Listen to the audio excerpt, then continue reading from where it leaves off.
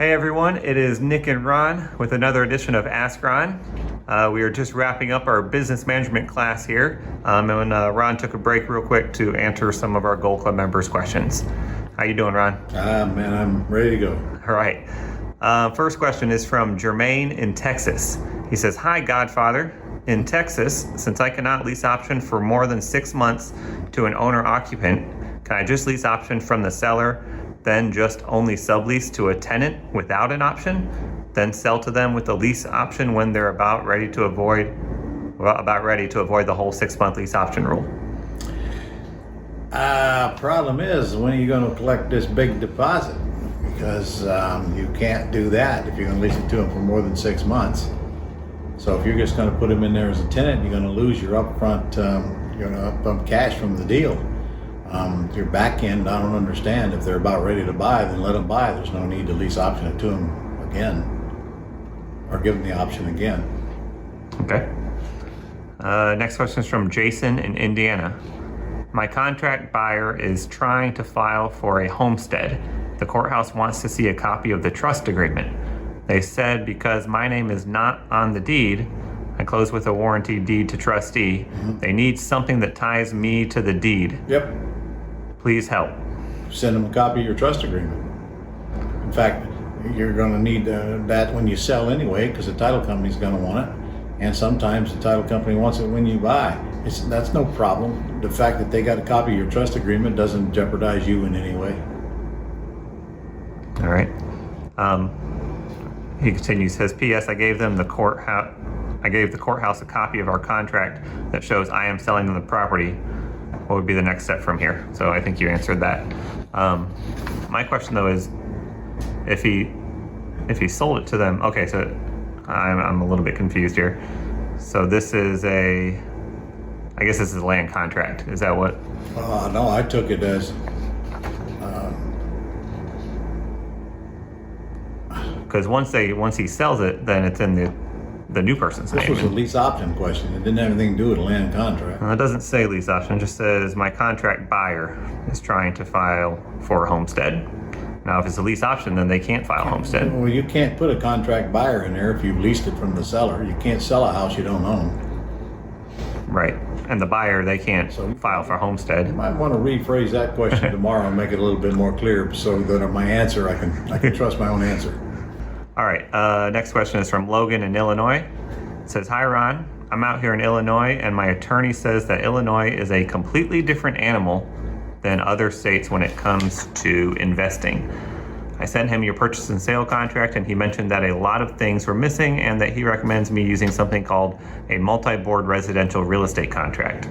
I was curious to know if you personally have ever done a deal in Illinois and if you've heard of this contract before." All right, well, first of all, the contract that he's recommending you use happens to be copyrighted by the Illinois Board of Realtors. I can't believe he told you to use that contract, okay?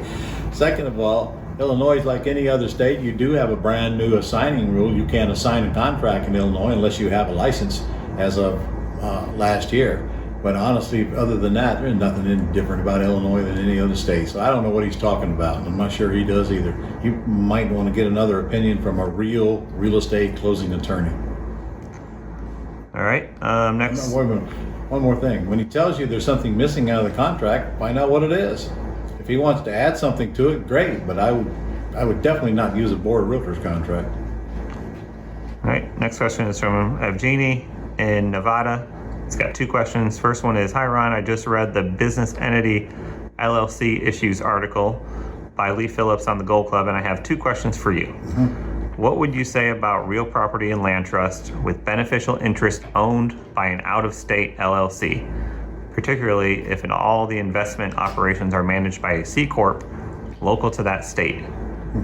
This approach gets around the California minimum franchise tax per LLC/property while providing better privacy and protection afforded by a better state LLC." Well, there's nothing stopping you from having an out-of-state LLC, especially if you live in California where they want $800 a year fee. It's probably not a bad idea, but you need to check with a California attorney now because they make sure they don't want to still impose some taxes on you because you live in California, even though the LLC and the property is out of state.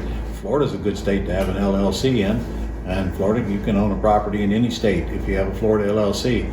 But I'm not familiar with the taxes that might occur just because you live in California and do it, even though if you're doing business out of state. All right. They're still bringing the money into California is the point. His second question is states like Nevada and Wyoming provide privacy. They don't disclose members/owners of LLCs, unlike other states. Combined with registered agent service, it would be pretty hard to find out the owner. Also, as far as I know, charging order protection is not available to LLCs in all states. Wouldn't these be sufficient arguments for having LLCs in better states, or at least having a holding LLC there? Well, that depends on whether you're worried about somebody finding out who owns the LLC or not. If you're properly protected, you won't care if they find out. And the truth is, I promise you, if you go to a deposition and they ask you the questions and you lie to them, that's the last thing you want to do, because that takes this civil matter and turns it into a criminal matter. So you've got to be very careful about how you handle that situation. And I'm telling you, there's little or no benefit of you having a corporation in Nevada or Wyoming just because they have the privacy rule. Again, learn how to make sure you can't hide this stuff from your predators. I'm telling you, the whole goal is to make sure even when they find out you got it, they can't get to it. We're going to talk about that. Well, there's a lesson on that. We're going to talk about that again at the summit coming up. By the way, you registered for the summit yet? If you're not, shame on you. It's free. And I'm going to give somebody a brand new 1946 Ford Coupe. Brand new, huh? Brand new 1946 Ford Coupe. Totally restored. Beautiful job. Hate to give it away, but somebody's going to get it. So you better get registered, because we're capping out at 1,000 people on this thing. All right. You have another question? Nope, that's it. That's all? That's all the questions. All right. And I'll see you guys next week.